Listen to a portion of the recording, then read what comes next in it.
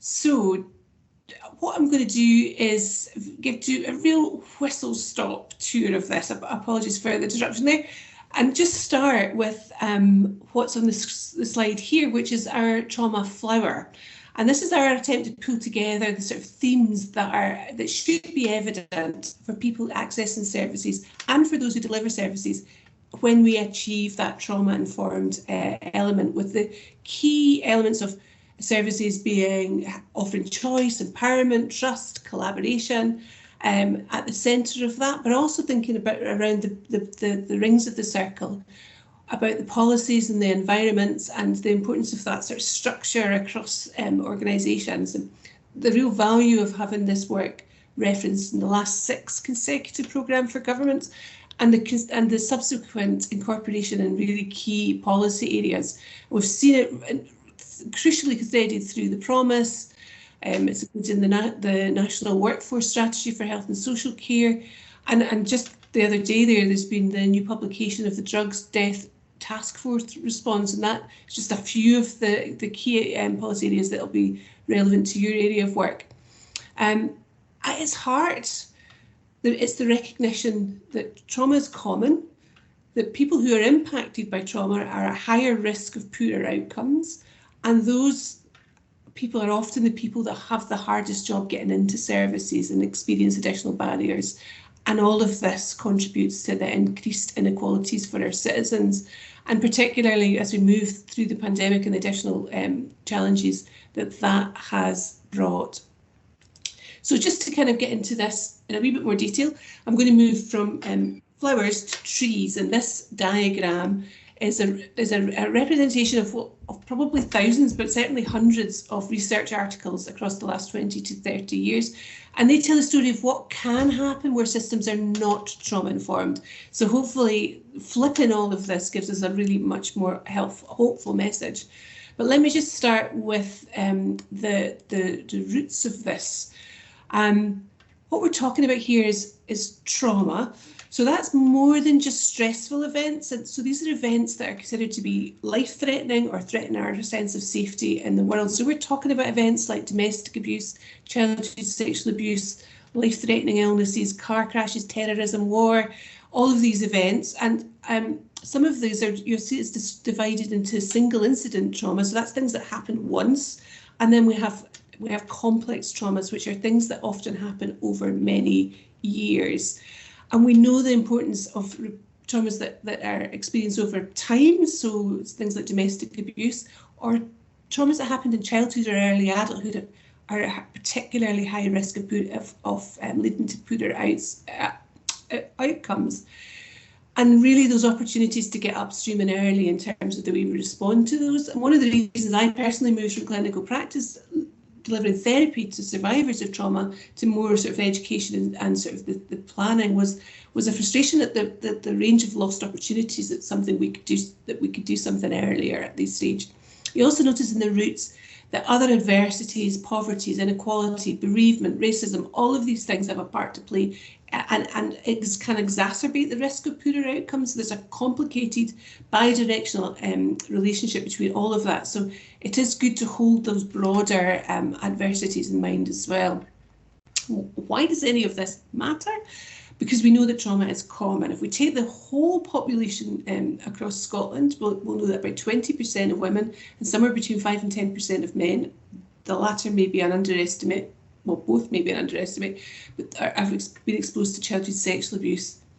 And about 25% of women have been exposed to domestic abuse. So these are really high numbers. But if we look under the bonnet at the services that Europe provided, the data becomes even more stark. So we think about substance use services. The World Health Organization has produced figures that tells us about 75% of people who use substances have experienced trauma, and that once people are using substances, the risk of experiencing further trauma becomes almost ubiquitous.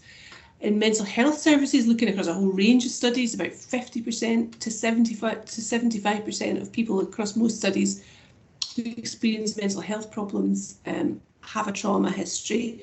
And if we could eliminate trauma, we could get rid of about 1/3 of all mental health difficulties. In prison and justice settings, we know we've got good figures for women in prison, and in Scotland we know that about 85% of women in prison have experienced significant trauma, and victims and witnesses have by definition have experienced trauma.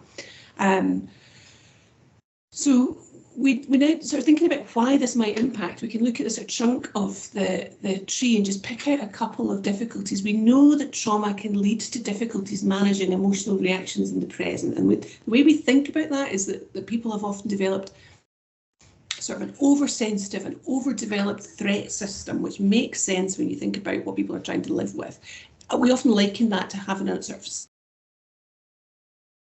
set, because of your early experiences, to be triggered by things that maybe wouldn't normally trigger the smoke alarm. So imagine a child who's living with domestic abuse, who gets really good at being tuned into what might be about to happen, what's about to kick off, watching adults for clues for their safety. It's an extremely powerful survival mechanism in that situation, but that system has got to go into school, listen to teachers, play, chat with friends, all the time when your system is set up for threat. So it's a fantastic survival mechanism that really interferes with processes of learning. At other times, children and adults don't go into that flight or fight alarm system, but more into a freeze, flop, zoned out system as they try and reduce the impact of the trauma in their lives. And that leads to a whole other set of difficulties taking in and processing information, difficulties making plans, feeling switched off. And the reality for many people is they move between the two things. And that takes us into that second box in the on the trunk of the tree. Because if you imagine being wired for threat or being off, both of those situations are pretty exhausting and unsustainable. And therefore it's not supposed to try and make them feel more, sort of more brought back into what we call the window of tolerance. And people will use whatever works. And what works are alcohol, drugs, self-harm, overwork, overeating, and all of these work to tune this down or tune it up if you're so all of these are ways in which the things that we're often trying to help people with are the solutions that they have been trying to make to the trauma reactions that they have. Third box there is about trust. And this makes sense. Trauma happens often in relationships with other people, and recovery has to happen in relationships with other people, but your experience is people are dangerous. They're not safe, they don't do good things, and therefore it can be really hard to trust the people that you need to access for the life chances that you want and the services that you want to provide across health, across benefits, across education, across employment. And these create these additional barriers to people accessing the kind of services that you so well provide and that people could so well benefit from. So as we look at the consequences of all of this, we can see, we've already talked about higher levels of drug and alcohol use, that's obvious. We also know that that's at least a contributory factor for some of the drugs deaths in Scotland, across a whole range of other things. We can understand the understanding drugs and alcohols from this particular perspective can help us to make connections that are compassionate and reduce stigma. So the evidence is also irrefutable about the link with mental health, but that can also overshadow some of the impacts across other health impacts. There are really strong evidence around the links across all non-communicable diseases, so hearts, cardiac difficulties, strokes, cancer. These are strongly dose related in that the more trauma you're exposed to, the higher risk.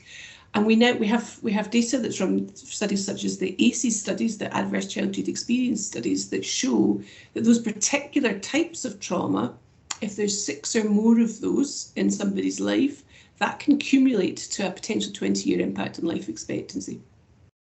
But we also see the impact across a whole range of other things, not just in terms of the health impact. We've already talked about the impact on potentially accessing other services, around the risk of being numb or switched off or overreactive in an education or an employment context. And these are the elements that really emphasise that trauma is everyone's business.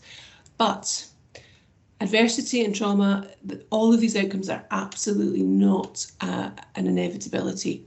Adversity is not destiny, and there's lots that we can all do. So just when I was a therapist, no matter how awful the things I was hearing about, my next question was always, who was there for you? And what people sometimes told me about, if they were lucky, is that they talked about a granny who gave them mince and tatties on a Tuesday and made the world feel safer and more predictable. Sometimes they talked about a neighbour down the street who just always smiled warmly and made them feel noticed and gave them another model of how people could be. I would often hear about, for an example of a young woman who talked about a youth worker who took an interest and got involved in some activities and said to her at some point, "What's happening is not your fault." And she described hanging on to these words for 20 years, and they've been absolutely key to her recovery. So these are not therapists, these are just your average person doing all the ranges of services we provide that offered a relational experience that we would now frame as being trauma-informed and responsive. So this is about moving from shame and blame to contain and explain. It's not about reducing expectations, but about giving an understanding and a perspective and offering a different compassionate and connected relationship which gives people the best chance of success. So what we've gone in the National Trauma Training Programme is design a whole range of training resources and working closely with improvement services and work that Laura does and other partners, thinking about how we implement that across the piece. But taking our training resources, we've got our 4 practice types and thinking about what the differing needs of the workforce in different roles. So some of this is just really basic information, such as a trauma-informed dentist or a midwife being able to safely and effectively do an examination that might be considered intimate or invasive, or a care worker being able to complete personal care using these core principles. Where there's likely to be higher prevalence of difficulties and more complex problems, we have sort of enhanced and specialist training. So a good example of that is a sort of recently award-winning trauma-informed cervical screening project, which involved nurses trained in trauma working with survivors of sexual violence to increase the uptake of cervical examinations, because those very folk were both at higher risk of poorer outcomes in terms of cancer, but also more likely to avoid the examination. We know about substance use workers that are able to support people making links between these experiences and the substance to sort of increase that compassion, reduce stigma. And there's some fantastic work happening in education around the nurture approach and the sort of idea of connect before you correct. So lots of examples of where this has been done incredibly well in services. So there's some evidence emerging that also the workforces that are trained in trauma-informed and responsive approaches also experience better well-being themselves. And given that, as we all wrestle with the challenge of the stretch on the workforce at the moment, and recognising that our workforce is our most precious resource, this understanding, this key element of a trauma-informed and responsive approach is around recognising the way in which the workforce is able to be supported as part of this using the key principles. And we see this in a number of the Pathfinder projects in terms of the need to start with our workforce. So really want to emphasise that although training is important, it's only part of the picture for sustainable long-term change, and that implementation science approach that we are taking for all of this, and as I say, close partnership with improvement services and a whole range of different partners. So we want to move away from what's historically had been seen as slightly tongue-in-cheek as the spray and pray approach to training, to a more systemic and whole system approach. And as part of that, we looked at the research at the start of this process that understood what makes this stick and what's going to work in the longer term. And utterly key to this and utterly predictive of good outcomes was the engagement with leadership and the roles that you all have. We've looked at the evidence, we've done work internally in Scotland, and we know that leaders need to embody this and invest in this. And we've invested a lot in the Scottish Trauma Informed Leaders training, and we're starting to see the impact of this as we follow up people who've completed this training earlier. We did some early research with some key leaders across the field, and the research told us that leaders, summarised down, says needed to be this, be it, do it, and stick with it over the years. So I'm very conscious of time, so I'm going to wind up, but just wanted to sort of flash up this, our pledge. This is a snapshot. This is only a few of the 50 organisations who've signed up to our organisational pledge, and it shows the breadth of engagement across Scotland and different organisations. I'm really proud of all these partnerships and really value all these relationships across agencies. So this is about how we all kind of bring together those principles of trust, collaboration, choice, empowerment and safety, so we can pull all this together. And as I've said, Scotland's already a world leader in this, but it does feel very embryonic. A lot of work around joining the dots, and the kind of leadership that you bring to this will be absolutely key going forward. But an exciting time. So I'm hopefully met my ambition about the timing, and I can pass back to Peter. Thank you.